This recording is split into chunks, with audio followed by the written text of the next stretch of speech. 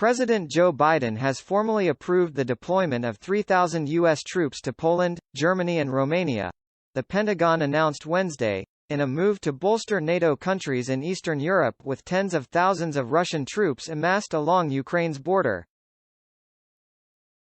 The deployments to Eastern Europe, which were first reported by CNN, are a show of support to NATO allies feeling threatened by Russia's military moves near Ukraine and the threat of an invasion, U.S. officials said. Pentagon Press Secretary John Kirby said the deployments included roughly 2,000 troops that would deploy from the United States to Poland and Germany. In addition, approximately 1,000 troops currently based in Germany were moving to Romania.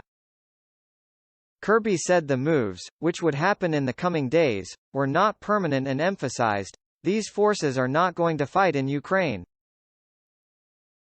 The move is the most significant sign to date that the U.S. is preparing for the prospect of Russian President Vladimir Putin launching an invasion of Ukraine, as Russia has shown no signs of de-escalating after several rounds of diplomatic talks with the U.S. and NATO.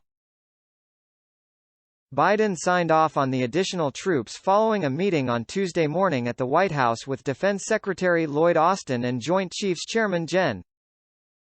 Mark Milley, an official said. Kremlin spokesman Dmitry Peskov told CNN's Matthew Chance in an exclusive statement later Wednesday that the U.S. de facto is continuing to pump up tension in Europe. Peskov said the deployments are the best proof that we, as Russia, have an obvious reason to be worried. Biden told CNN's Caitlin Collins Wednesday that the decision was totally consistent with what the U.S. has told Russia throughout discussions.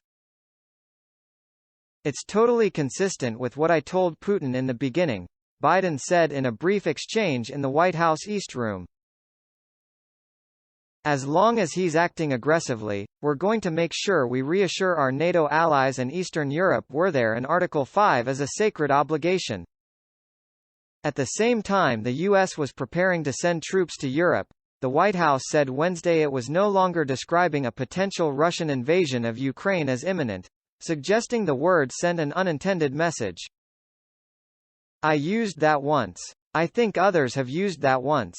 And then we stopped using it because I think it sent a message that we weren't intending to send, which was that we knew President Putin had made a decision," White House Press Secretary Jen Psaki said. Last week, Psaki said an invasion by Russian troops of Ukraine continued to be imminent, a description that drew anger in Kyiv. Ukrainian officials, including President Volodymyr Zelensky, disagreed, arguing the descriptions could cause panic and economic turmoil.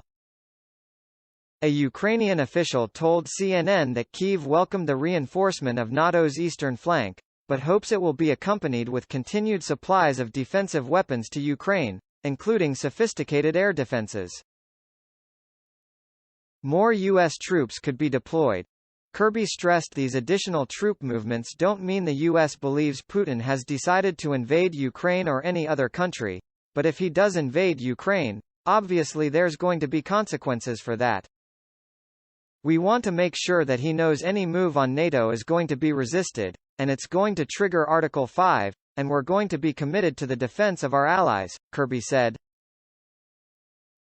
Last week, the U.S. placed 8,500 troops in the U.S. on heightened alert in case a NATO response force is called up and U.S. forces are needed quickly.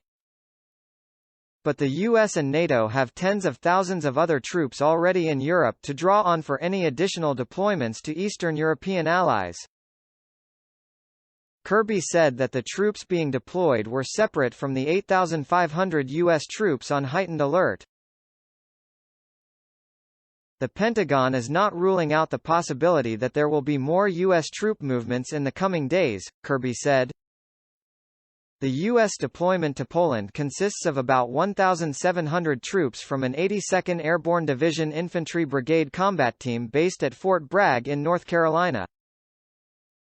There are about 300 service members from the 18th Airborne Corps at Fort Bragg deploying to Germany. And the U.S. is moving a Stryker squadron of about 1,000 troops from Germany to Romania, Kirby said. The troops will operate on a bilateral basis with their host countries, since NATO has not yet activated the multinational response force. CNN reported last week that the U.S. and a handful of allies had been in discussions to deploy thousands more troops to Eastern European NATO countries before any potential Russian invasion of Ukraine as a show of support in the face of Moscow's ongoing aggression. A Latvian diplomat told CNN Wednesday that Latvia, which borders Russia and Belarus, is ready and willing to host more troops from the U.S. It's been a long-standing topic of discussion with the Pentagon, and those discussions are still ongoing. Allies' welcome announcement. The announcement of U.S. troop deployments to Poland was welcome news to Polish officials, according to a senior Polish diplomat. Polish officials had been discussing the possibility of sending more U.S. troops to the country with their American counterparts in recent days, the diplomat said. Polish Foreign Minister Zbigniew Rau visits Washington beginning Thursday, and he will meet with White House officials and lawmakers, the Polish diplomat said. On Friday, Rau will meet Secretary of State Antony Blinken at the State Department.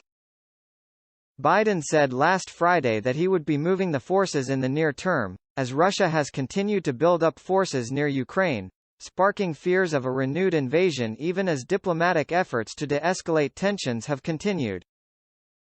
New satellite images showed a further expansion of Russia's military presence at multiple locations in Belarus, Crimea and western Russia. On Wednesday, the Spanish newspaper El País published confidential written responses that the United States and NATO sent last week to Russia, which rejected Moscow's demand to never admit Ukraine into NATO. El País published 5 pages of what it said was a U.S. government document and 4 pages of what it said was a NATO document, and said both were sent to Russia on January 26. Kirby confirmed Wednesday the U.S. written response to Russia was authentic, saying that its publication confirms to the entire world what we have always been saying. NATO Secretary-General Jens Stoltenberg welcomed the U.S. decision to deploy additional forces to Europe. This is a powerful signal of U.S. commitment, and comes on top of other recent U.S. contributions to our shared security, including 8,500 troops at high readiness for the NATO response force, and the USS Harry S. Truman Carrier Strike Group under NATO command in the Mediterranean, Stoltenberg said in a statement.